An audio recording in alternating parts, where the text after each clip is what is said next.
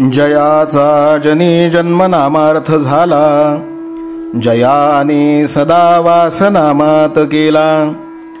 जयाच्या मुखी सर्वदा नाम कीर्ती, नमस्कार त्या ब्रह्मचैतन्यमूर्ती. सकल भुवनमध्ये निर्विशेषं निरीहं, विधि हरिहरवेद्यं योगिभिर्ध्यानगम्यं. जनन मरण भीति भ्रंश सच्चित् स्वरूपं, सकल भुवन बीजं ब्रह्मचैतन्यमीडे. जानकी जीवन स्मरण जय जय राम, सीताकांत स्मरण जय जय राम. श्रीराम जय राम जय जय राम. श्रीराम समर्थ. श्रोते हो, समर्थ सद्गुरू श्री ब्रह्मचैतन्य गोंदवलेकर महाराज यांच्या नित्य प्रवचनादरम्यान विचारल्या जाणाऱ्या प्रश्नाचं अचूक उत्तर कॉमेंट बॉक्समध्ये आम्हाला जरूर कळवा व गुरुकुल शिक्षा यूट्यूब चॅनलतर्फे दिल्या जाणाऱ्या बक्षिसाचे मानकरी व्हा.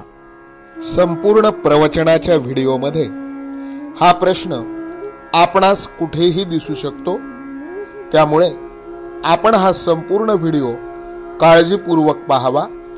चला तर मग ऐकूयात आजचं सद्गुरू श्री ब्रह्मचैतन्य गोंदवलेकर महाराज यांचं प्रवचन.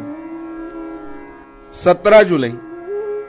गुरुने सांगितलेले साधन अनन्यतेने सांभाळावे. एकदा असे झाले की एक बाई बाळंतीण झाली आणि ताबडतोब तिच्या मुलाला दुसरीकडे नेले. पुढे काही वर्षांनी त्या दोघांची भेट झाली. तेव्हा मुलाला ही माझी आई आणि त्या बाईला हा माझा मुलगा हे ओळखता आले नाही. तशासारखे आपले झाले आहे. आपण इथे कशाकरिता आलो हेच विसरलो आहोत. खरे म्हणजे आपण काही एका निश्चित कार्याकरिता जन्मलो आहोत, ते म्हणजे मनुष्य देहात परमात्म्याची ओळख करून घेणे हे होय. परंतु आपण विषयात पडल्यामुळे परमार्थाची ओळख विसरलो, विषयातच आनंद मानू लागलो आणि त्यातच सुख मिळावे अशी आशा करीत राहिलो. पण विषयच जर खोटे तर त्यापासून सुख तरी कसे मिळणार? आणि जे सुख मिळते तेही अंती खोटेच ठरते. म्हणून विषयापासून आपण विरक्त व्हावे, तेव्हाच भक्ती करता येते. जिथे विषय विरक्ती झाली तिथेच भक्तीला सुरुवात होते. गुरु तरी काय करतो तर विषय हे खोटे आहेत, त्यात आपल्याला सुख मिळणार नाही हेच दाखवितो. म्हणून तो जे सांगेल तसे वागणे यातच आपले हित असते. गुरुने सांगितल्याशिवाय जे जे साधन कराल ते ते फक्त कष्टालाच कारण होईल. साधनाची कितीही आटाआटी केली आणि शरीराला कष्ट दिले तरी ते व्यर्थ जातील. कारण गुरु व्यतिरिक्त जी खटपट ती फारशी उपयोगाची नसते. गुरुने सांगितलेले साधन हलके मानून आपल्या मनाने केलेले साधन आपल्याला बरे वाटते. म्हणजे गुरुला गौणपणा दिल्यासारखे झाले.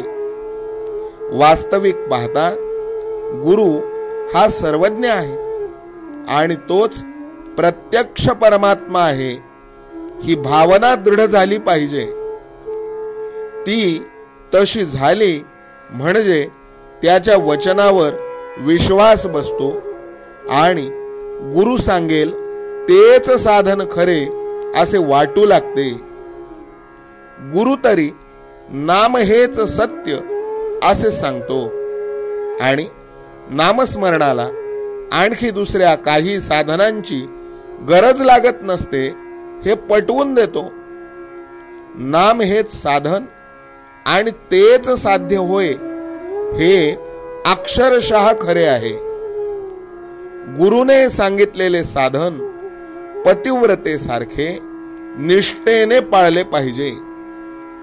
ती जशी आपल्या पतीशिवाय जगात दुसरा पुरुषच नाही असे मानते, त्याप्रमाणे आपण आपले साधन सांभाळले पाहिजे. जो असा अनन्यतेने वागतो त्यानेच गुरु आज्ञा प्रमाण मानली असे होते आणि त्यामुळेच त्याला खरे सुख होते. कुठेतरी आपले प्रेम असावे, कुणावर तरी आपला विश्वास असावा, कुठेतरी आपलेपणा असावा, आपण त्याचे होऊन राहावे अशी नेहमी इच्छा धरावी. जितक्या अपेक्षेने आपण प्रपंचात सुख मिळविण्यासाठी धडपड करतो, तितकी सर्व अपेक्षा जर भगवंताकडे लावली तर आपल्याला सुख खात्रीने मिळेल यात शंका नाही. आजचे बोधवचन सद्गुरु आज्ञा प्रमाण हेच साधनातील साधन जाण.